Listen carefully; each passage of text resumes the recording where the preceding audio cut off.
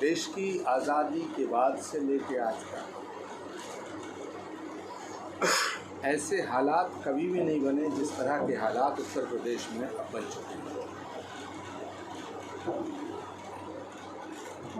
गाज़ियाबाद से लेके गाजीपुर तक, सोनभद्र से लेके शामली तक हर तरफ अत्याचार, दुराचार, पापाचार, हाहाकार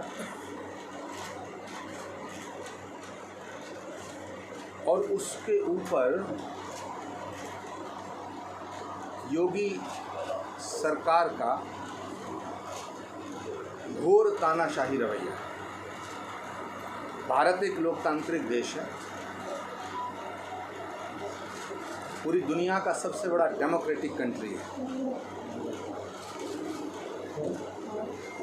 शामली के एक गांव हसनपुर में ब्राह्मण परिवार के ऊपर अत्याचार हुआ, उत्पीड़न हुआ, गोली चली, बच्चियां घायल हुईं।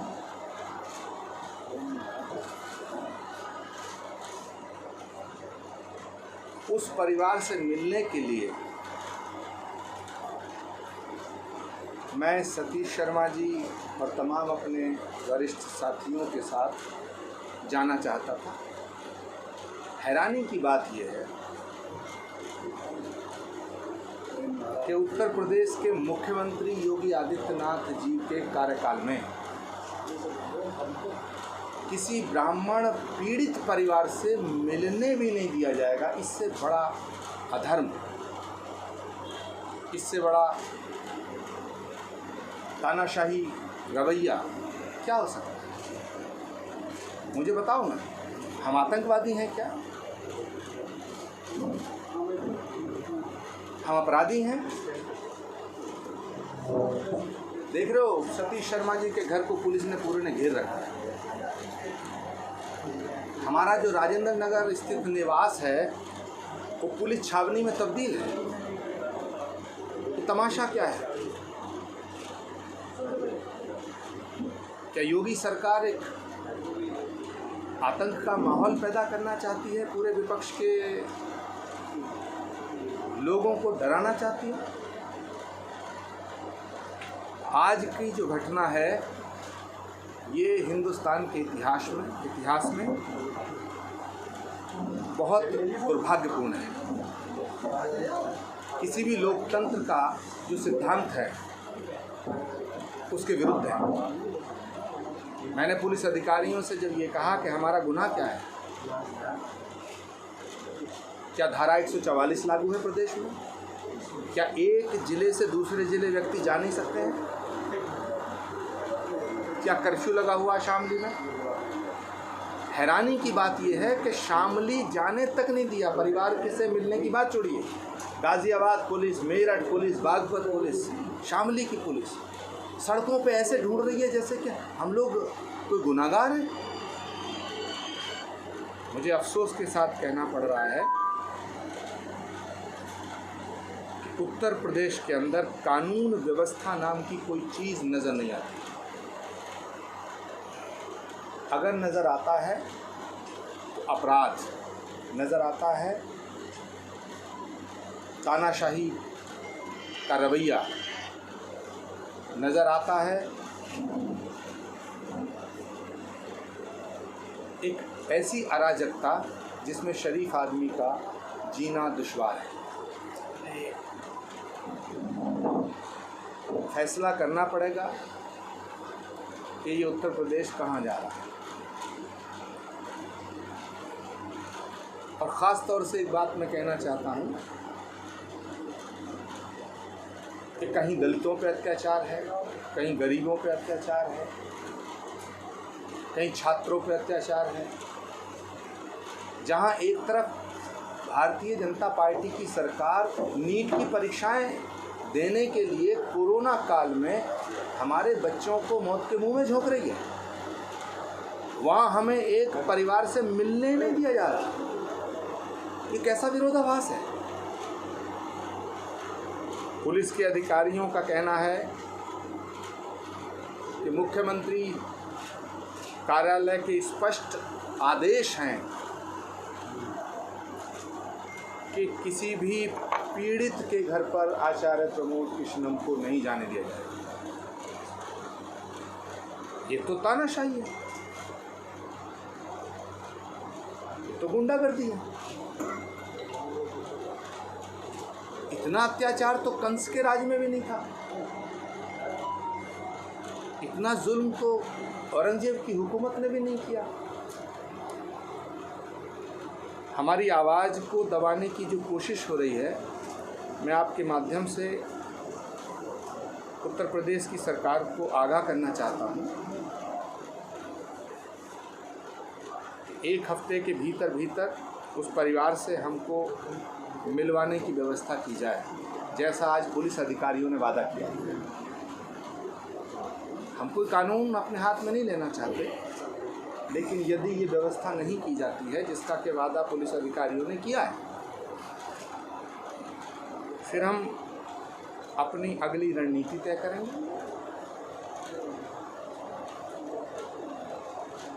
और मुख्यमंत्री आवास को ही घेरने का फैसला हम करेंगे।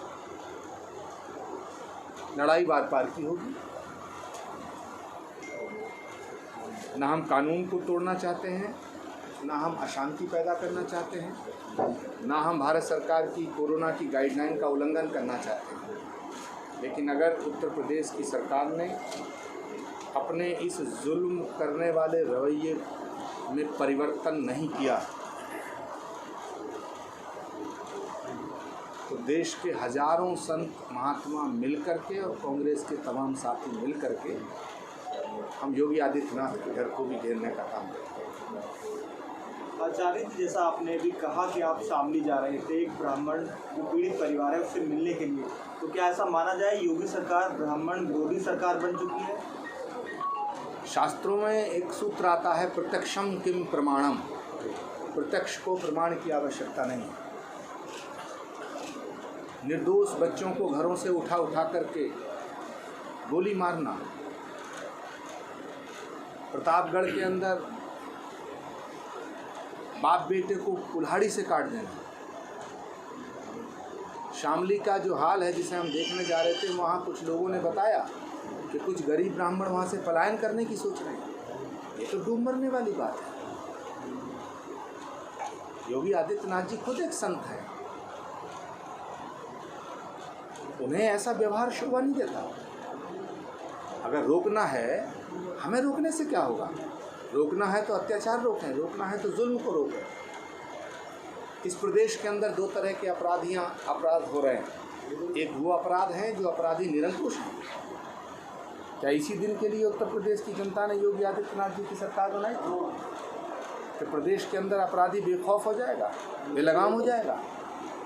और मुझे ये कहने में बहुत कष्ट हो रहा है कि सरकार के द्वारा संरक्षण प्राप्त है जिन माफियाओं को, वो खुले घूम रहे हैं, और जो विपक्ष की आवाज़ के साथ खड़े हैं उन्हें झूठे मुकदमों में फंसाया जा रहा है, उनके फेक एनकाउंटर किए जा रहे हैं। ये तो गुनाह है, ये तो पाप है। अच्छा, क्या लगता है क्यों जाने जो सीएम दफ्तर आदेश दे रहा है कि इनको ना जाने दिया जाए शामली, तो क्या कुछ वजह से? इसका जवाब तो यूपी की सरकार को देना चाहिए। सर, आपकी क्या रिएक्शन? मेरा मोटिव क्लियर है। ब्राह्मण परिवार पर अत्याचार हुआ, उत्पीड़न हुआ, आदरणीय प्रियंका गांधी जी की तरफ से ये संदेश देने के लिए कि कांग्रेस पार्टी जिस भी परिवार के साथ जुल्म होता है उसके साथ खड़ी है। मुझसे पहले प्रियंका गांधी जी को रोका गया था जब वो सोनभद्र जा रही थी। उत्तर प्रदेश कांग्रेस के अध्यक्ष आदरणीय अजय कुमार लल्लू जी को रोका गया अभी 2-3 दिन पहले, और आज हमें रोक दिया। भाई, हम किसी परिवार से मिलने जा रहे हैं, इसमें कौन सी प्रॉब्लम है? और हम किसी लश्कर के साथ नहीं जा रहे थे, हम किसी काफिले के साथ नहीं जा रहे थे। मैं अपनी गाड़ी में अकेला था, मेरी गाड़ी में सतीश शर्मा थे। हम दोनों से क्या खतरा है? सर, बीजेपी लगातार ये आरोप लगा रही है कि कांग्रेस और अन्य जो दल हैं वो ब्राह्मणों को लेकर राजनीति कर रहे हैं, और लगातार जो घटनाएं सामने आई हैं उसमें ये सब वो प्रत्यक्ष के ऊपर कहे हुए हैं, तो इसको लेकर आपका क्या बयान? हम राजनीति कर रहे हैं और योगी जी सत्संग कर रहे हैं। अगर ये राजनीति है, किसी के परिवार में कोई मारा गया, किसी के परिवार में हत्या हो गई, किसी का परिवार लूट गया, किसी का परिवार प्रताड़ित किया जा रहा है, उससे मिलना राजनीति है। तो इस पर मैं क्या कह सकता हूँ? मैं क्या कह सकता हूँ इस पर? ये वही सब परिवार हैं, ये वही समाज है जिसने सबसे पहले योगी योगी मोदी मोदी का नारा लगाया। शर्म नहीं आती उत्तर प्रदेश के मुख्यमंत्री को इस तरह की वाहियात बात करते हुए? वो मुख्यमंत्री हैं, चीफ मिनिस्टर हैं। चीफ मिनिस्टर किसी एक वर्ग का थोड़ी होता है, पूरे प्रदेश के मुख्यमंत्री हैं। उन्हें अपनी कानून व्यवस्था को ठीक करना चाहिए। उन्हें रोकना है तो उन अपराधियों को रोकें जो जुल्म कर रहे हैं। हमें रोकने से क्या होगा? सर, क्या आपको लगता है कि ब्राह्मणों पे अत्याचार यूपी में बढ़े हैं हालिया दिनों में? वो तो आपको भी पता है। कौन सा वर्ग है जिस पर अत्याचार नहीं हो रहा? ब्राह्मणों पर कुछ ज़्यादा हो रहा है। आचार्य जी, अभी आपने कहा एक वर्ग को लेकर मुख्यमंत्री जी काम कर रहे हैं, अभी आपका बयान था, तो वो वर्ग जानना चाहेंगे किस वर्ग को लेकर ज़्यादा काम वो कर रहे हैं और किस वर्ग को लेकर वो प्रताड़ना कर रहे हैं? देखिए, हम किसी भी जाति की राजनीति के करने के खिलाफ हैं। हम सब जातियों का सम्मान करते हैं, लेकिन जिस वर्ग को प्रताड़ित किया जा रहा है उस वर्ग के साथ खड़ा होना तो हमारा नैतिक दायित्व है।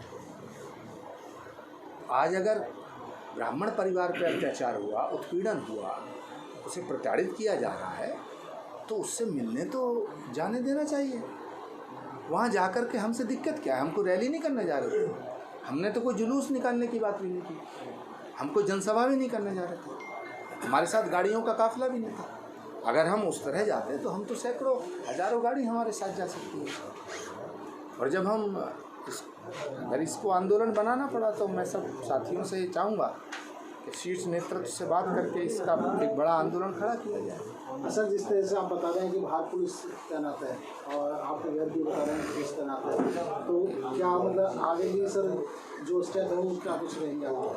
कोई स्टेप नहीं। ना तो ये कह रहे हैं कि हम गिरफ्तार कर लिए गए, ना ये कह रहे हैं हम रिहा कर दिए गए, ना ये कह रहे हैं हम आज़ाद हैं, ना ये कह रहे हैं हम कस्टडी में हैं, बस आपको जाने नहीं देंगे। तो ये तो अजीब तमाशा है ना, है क्या? ऐसे तो ये हमको पकड़ेंगे किस दिन रात को, एनकाउंटर कर देंगे, गाड़ी पलट देंगे। नहीं, करना क्या चाहती है सरकार? कोई लॉजिक तो दे। पुलिस अधिकारियों से 3 घंटा हमारी बहस हुई, बोलिए सतीश शर्मा जी, कोई जवाब नहीं, कोई जवाब नहीं। अभी आपने कहा 1 हफ्ते का समय आपको दिया गया है, पुलिस आपको मिलवाएगी वहाँ पर। अगर आपको नहीं मिलवाया गया इस परिवार के साथ, तो आप क्या खुले मन से ये कह रहे हैं कि योगी आदित्यनाथ की जो मुख्यमंत्री आवास को गिरा जाएगा, जिस तरह आपने पहले अब दोहराया था, इस बात को कह रहे हैं आप? खुले मन से चेतावनी। देखिए, जनतंत्र के अंदर जन आंदोलन ही एक रास्ता है। जब सरकार तानाशाह हो जाए, तानाशाही रवैया अपना ले, तो उसको बदलने का, उसके विरोध करने का एक रास्ता जन आंदोलन है। तो रास्ता हम अपनाएंगे।